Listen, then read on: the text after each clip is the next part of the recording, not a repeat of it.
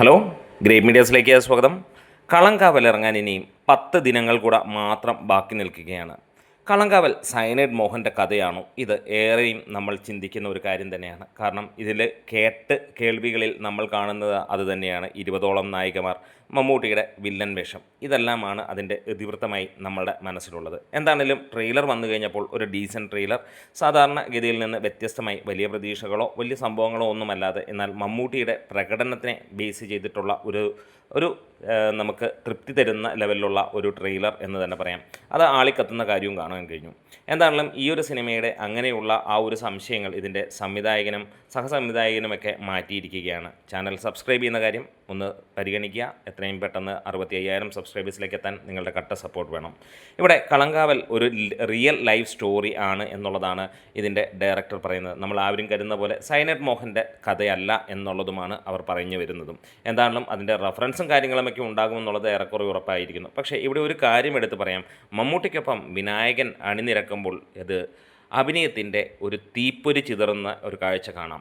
എന്താണെങ്കിലും വിനായകൻ എന്ന ആൾ എത്രത്തോളം ഗംഭീരമായിട്ടുള്ള ഒരു ആക്ടറാണ് എന്നുള്ളത് നമുക്ക് എല്ലാവർക്കും അറിയാം. പലപ്പോഴും സോഷ്യൽ മീഡിയയിലും അല്ലെങ്കിൽ പബ്ലിക്കിൽ അദ്ദേഹത്തെക്കുറിച്ച് കേൾക്കുന്ന കാര്യങ്ങൾ ഡിഫറൻ്റ് ആണെങ്കിലും ക്യാമറയുടെ മുന്നിൽ വന്നു കഴിഞ്ഞാൽ അദ്ദേഹത്തിൻ്റെ ആ ഒരു പൊട്ടൻഷ്യലിൽ വേറെ നടന്മാർ അധികം ഇല്ല എന്ന് തന്നെ പറയാം. ഏത് ക്യാരക്ടറും അനായാസേന നടക്കുന്ന അല്ലെങ്കിൽ അങ്ങ് തകർത്താടുന്ന ഒരു നടൻ എന്ന് തന്നെ പറയാം. അപ്പോൾ മമ്മൂട്ടിക്കൊപ്പം ആ ഒരു കോമ്പിനേഷനിൽ അഴിഞ്ഞാട്ടം കാണുമ്പോൾ ഒരു കാര്യം ഉറപ്പിക്കാം, മമ്മൂട്ടിയും വിനായകനും ചേർന്നുള്ള അതിഗംഭീരമായിട്ടുള്ള ഒരു സിനിമ തന്നെയായിരിക്കും ഇതെന്നുള്ളത്.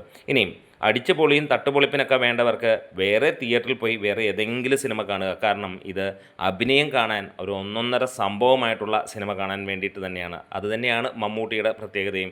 എന്തെങ്കിലുമൊക്കെ കാട്ടിക്കൂട്ടി പോകുന്ന സിനിമകളല്ല, അല്ലെങ്കിൽ ആളുകളെ ഈ പറഞ്ഞ പോലെ കോടികളുടെ കണക്കുകൾ പറയിപ്പിക്കുന്ന ചിത്രമായിരിക്കില്ല. പക്ഷേ ഒരു കാര്യം ഉറപ്പിക്കാം, അഭിനയത്തിൻ്റെ കാര്യത്തിൽ കോടികളല്ല 1000 കോടികൾക്ക് മുകളിൽ നിൽക്കുന്ന തരത്തിലുള്ള ഒരു ചിത്രമായിരിക്കുമെന്നുള്ളത്. അടുത്ത സംസ്ഥാന അവാർഡിലും ആരും നോട്ടം വെക്കേണ്ടി വരില്ല. കാരണം അത് ഇങ്ങേർക്ക് തന്നെയുള്ളതാണ്. അല്ലെങ്കിൽ വല്ല ചതിയിലോ അല്ലെങ്കിൽ കഴിഞ്ഞ പ്രാവശ്യം കൊടുത്തതാണെന്നോ പറഞ്ഞ് മാറ്റാമെന്നുള്ളതാണ്. എന്തായാലും കളങ്കാവൽ ഒരു റിയൽ ലൈഫ് സ്റ്റോറിയിലേക്ക് ആണ് കാര്യങ്ങൾ ചൂണ്ടുമ്പോൾ ഒരു കാര്യം ഉറപ്പിക്കാം, അത് മമ്മൂട്ടിയുടെ ഒരു അഭിനയത്തിൻ്റെ തികവ് എന്ന് തന്നെ പറയാം. ഇതുവരെ കണ്ട സിനിമകളിൽ നിന്ന് ഏറെ വ്യത്യസ്തമായിരിക്കും എന്നുള്ളതാണ്. പണ്ട് നടൻ മുരളി പറഞ്ഞ പോലെ മലയാളത്തിൽ എല്ലാ നടന്മാരും അല്ലെങ്കിൽ എല്ലാവരും ഗംഭീര നടന്മാരാണ്. അല്ലെങ്കിൽ ഒരു ഗംഭീര നടൻ എന്ന് പറയണമെങ്കിൽ റിപ്പീറ്റ് ചെയ്യാതിരിക്കുക, നേരത്തെ ചെയ്തിരുന്ന ഒരു ക്യാരക്ടർ വീണ്ടും റിപ്പീറ്റ് ചെയ്യാതിരിക്കുക എന്നുള്ളതാണ്. അങ്ങനെയുള്ളവരെയാണ് അദ്ദേഹം ഒരു മികച്ച നടൻ എന്ന് കാണുന്നതെന്ന് പറഞ്ഞ ഒരു വാക്കുകൾ നമുക്ക് അദ്ദേഹത്തിൻ്റെ ഇൻ്റർവ്യൂവിലൊക്കെ കാണാം. ശരിയാണ് ആ ഒരു കാര്യം. പലപ്പോഴായി പല സിനിമകളും അതിഗംഭീര പെർഫോമൻസ് എന്ന് പറയുന്നത് റിപ്പീറ്റഡ് ആയിട്ട് തന്നെ കാണുന്നു, സീനിയർ താരങ്ങളിൽ പോലും. പക്ഷേ മമ്മൂട്ടിയിൽ നിന്ന് മാത്രം അതിൻ്റെ ആ ഒരു റിപ്പറ്റീഷൻ നമ്മൾ കാണാറില്ല. ഒരു പോലീസ് ക്യാരക്ടർ എടുത്താൽ പോലും മമ്മൂട്ടിയുടേത് ഡിഫറൻറ്റ് തന്നെയായിരിക്കും. എന്തായാലും കളങ്കാവലിന് ബുക്കിങ്ങും കാര്യങ്ങളുമൊക്കെ നേരത്തെ തുടങ്ങിയിരിക്കുന്നു.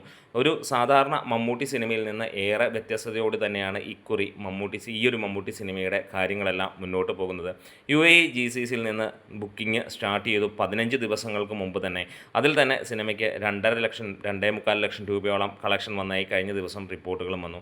എന്തായാലും കളങ്കാവൽ തീർച്ചയായും എല്ലാ പ്രേക്ഷകനെയും ഞെട്ടിക്കുന്ന തരത്തിലുള്ള ഒരു അഭിനയമായിരിക്കും. മമ്മൂട്ടിയിൽ നിന്ന് മാത്രമല്ല വിനായകനിൽ നിന്നും എക്സ്പെക്റ്റ് ചെയ്യുന്നു. സാധാരണഗതിയിൽ മമ്മൂട്ടിയിൽ നിന്ന് മാത്രം എക്സ്പെക്റ്റ് ചെയ്യുന്നതിന് വിപരീതമായി വിനായകനിൽ നിന്നും നമ്മൾ എക്സ്പെക്റ്റ് ചെയ്യുന്നു അതിഗംഭീരമായ ഒരു ചിത്രം. ഈ ഒരു സിനിമയുടെ ടൈറ്റിൽ പോലെ തന്നെ വേറെ ഒന്നുമല്ല, ഉള്ളിലുള്ള വിഷം എങ്ങനെയാണേലും ചീറ്റും എന്ന് പറയുന്നത്.